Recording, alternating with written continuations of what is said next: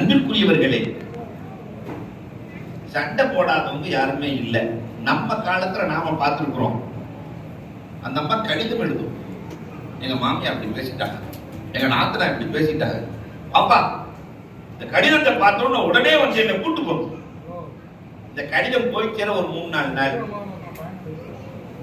அவர் வேலையெல்லாம் முடிச்சுட்டு பிறட்டு வர்றதுக்கு ஒரு 3-4 நாள், ஒரு வாரம், அதுக்குள்ள இவங்க ராஜியேறுவாங்க.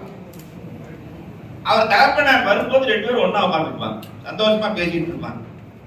அத்தாவுக்கு கடிதம் போட்டதே மறந்து தகப்பனாரை பார்த்தே கேட்டு, இந்த பிள்ளை என்ன அப்பா சொல்லிக்காம ஒட்டிய, அவர் அட கழுத போன வாரம் நீ தானே லெட்டர் போட்ட. இது நாம பார்த்த காலம். ஆனா இப்ப அப்படிலாம் இல்லை. சண்டை ஆரம்பிக்கும் போதே செல்போனை ஸ்டார்ட் பண்ணி வச்சிட வேண்டியது. சண்டையை ஸ்டார்ட் பண்ணி பேச பேச பேச பேச தகப்பனாருக்கும் தாயாருக்கும் ரெட்ட கொதிப்பே வந்துடும். அம்மா இனிமேல் அந்த வீட்டுல ஒரு நிமிஷம் கூட இருக்காது. நான் ஓலாவுக்கு போன் பண்றேன், ஓடி வந்து ராத்திரி 1 மணிக்கு வந்து நிக்கிது இந்த பொம்பு.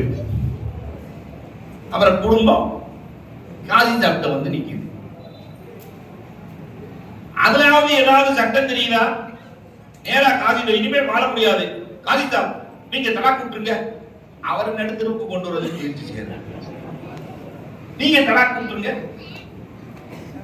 அல்லாஹ் அக்பர். புராயத்தினுடைய நிகழ்வு. அதனால அன்பிற்குரியவர்களே, ஒருவரை ஒருவர் புரிந்து கொண்டு விட்டுக் கொடுத்து வாழுகிற குடும்பங்கள் என்றைக்கும் தோற்றதாக வரலாறு இல்லை. இந்த விட்டுக் கொடுப்பதற்கு தேவை நற்குணம். நல்ல குணமுள்ளவர் தான் குடும்பத்தை நல்ல முறையில் நடத்துவார். அந்த நற்குணங்களிலேயே சிறந்தது எது தெரியுமா? உறவுகளோடு சேர்ந்து வாழுகிற குணம். எல்லா உறவுகளையும் ஒரு ஆள் நல்லா எழுந்துகிட்டார். அண்ணன் தம்பி டைராத்தியா இருக்கிறாரு, மாமா மச்சன் டைராத்தியா இருக்கிறாரு, எல்லாத்துலயும் சந்தோஷமா இருக்கிறாரு அப்படின்னா அவர் நசின்னு அர்த்தம் இல்லையா? சில பேரை பார்த்தாவே டெரர் மாதிரி ஓடி போயிடுவாங்க, ஓடிடுவான். அப்ப என்ன அர்த்தம்னா இவருடைய குணம் கொஞ்சம் கம்மியா இருக்கு. நற்குணத்தை வளர்த்துக் கொள்ளுதல். நாயகத்தை பற்றி சொன்னார்கள் அல்லவா?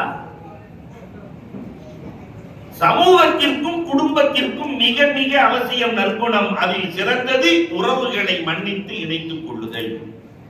பெருமானார் ஸல்லல்லாஹு அலைஹி வஸல்லம் கடைசியில் ஆற்றிய உபதேசம் இதுதானே. இங்கு நான் மீண்டும் நினைவுபடுத்துகிறேன். 3-4 வருஷத்துக்கு முன்னாடி நினைவுபடுத்தினது இல்லையா? அந்த அம்மாளுக்கு